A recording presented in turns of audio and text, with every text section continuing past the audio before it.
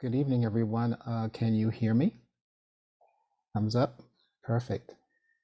My name is Mukei. As Jisei introduced me as one of the senior students here at the Village Zendo, and I co-chair our People of Color Sitting Group. So I'd like to thank those members of the People of Color Sitting Group for being here with us tonight. And we have our newest member, who's waving at you right now. That's Riley. See, he's waving back to you also.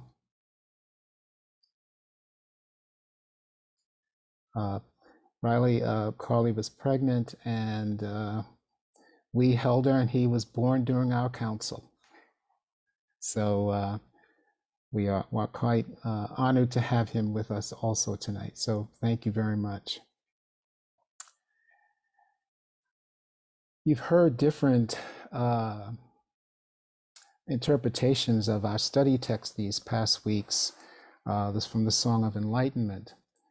And what I'd like to do tonight is just look through another one of the windows from that text. It reads as follows: "A bowl once calmed dragons, and a staff separated fighting tigers. The rings of the staff jingle musically. The forms of these expressions is not to be taken lightly. The treasure staff of the Tathagata has left traces for us to follow." So where I immediately went in my Western mind is thinking, my gosh, dragons and tigers, what's that all about? And I was reminded that in the East, dragons and tigers have a completely different meaning. Dragons are enlightened beings, bringers of abundance, and they control the weather. But in doing research on a little bit further, the term of dragons is referring to an ancient Chinese story about a terrible drought in the land of Xin, China. And because dragons were withholding the rain, a horrible drought resulted. And in order to make it be resolved, there was a hermit seer by the name of Soto, who used his magical powers to make the king of the dragons of the sea to come to him. And he enclosed all the dragons in his bowl, and at once the rains fell abundantly. The story is about the symbolism of the bowl. But keep in mind, we do not know why the dragons withheld their rain. The staff that separated the fighting tigers, also in the Eastern world, tigers are a symbol of strength, courage, resilience, and they're also bringers of abundance. And it's interesting that this talk is being given during the Chinese New Year, which is the year of the dragon. And the story is about a monk by the name of Chu Zenji, a Shangtang, who used his staff to separate two tigers who were fighting. The tigers showed their teeth, growled, and left. Centuries ago, a staff was part of a monk's equipment. There were rings attached to the staff, and they made a sound that alerted insects, small animals, and snakes that a monk was approaching so as to not be killed by them. The sound of the bells also alerted people to the presence of a monk. But keep in mind, as I said before, we don't know why the dragons withheld the rain, and why did the tigers fight? Both bringers of abundance were somewhat inhibited from doing their task. If you've been following the news, you've heard about the COVID virus. Predictions are about perhaps by the end of this month, 1 million people will have died. Masking versus non-masking, economic disparity, gerrymandering, gun violence, homelessness, and hopelessness.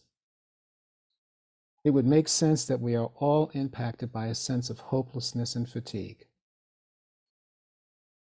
Usually the practice on our Monday mornings is that we, after we have our work services, that there's a sharing of the word. And for those of you who were present a couple of weeks ago, I shared a story about a Zen storyteller who's from Rochester, Rafe Martin, who came to us and when we were at our old location, and told a story about the three riddles, about a young man who rescued his fathers and brothers from a demon.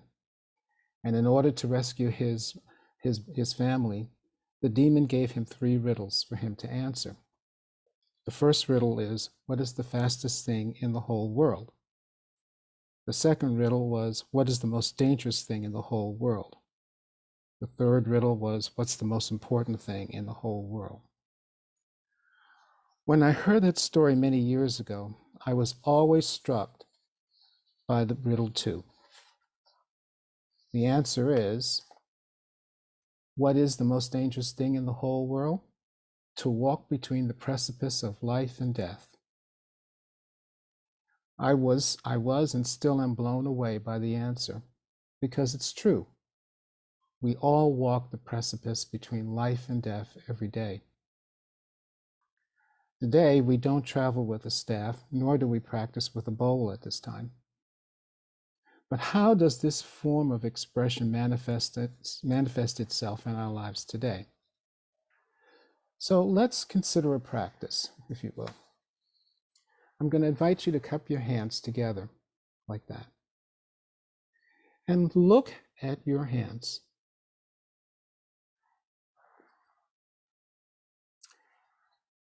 Look at your fingers. In our bowl, we hold the entire universe.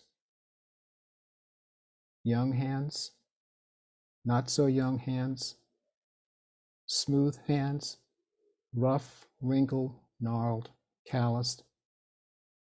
The world does not discriminate. We have the power to make things happen. We see that with Shoku, who brought rain to a drying part of the land of Shen. We saw that with Ju Zenji, who pacified tigers. We are constantly, or what I like rather, not so much constantly, about what the text tells us is that we are not to take this lightly. We are not to take the bowl and the staff lightly. They're symbols. And when we use them, we are in the image of the Buddha.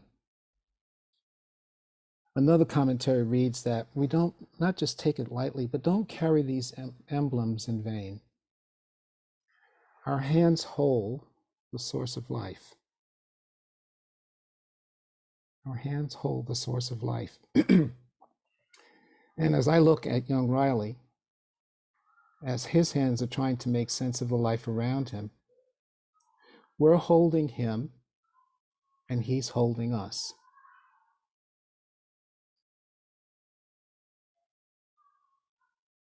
We're 28 people tonight. Each of us is holding each other.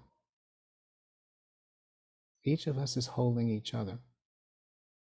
I'm holding you, you holding me, and everyone in this call are holding. Let's not take that in vain. The Buddha didn't just sit, he also acted. And how we use our hands and our presence is in order to give life. So again, to go back to how the text begins, a bowl once calmed dragons, and a staff separated fighting tigers. The rings on this staff jingled musically. The forms of these expressions, the treasure staff of the Tathagata, has left traces for us to follow. Please, let us not take it lightly. Thank you.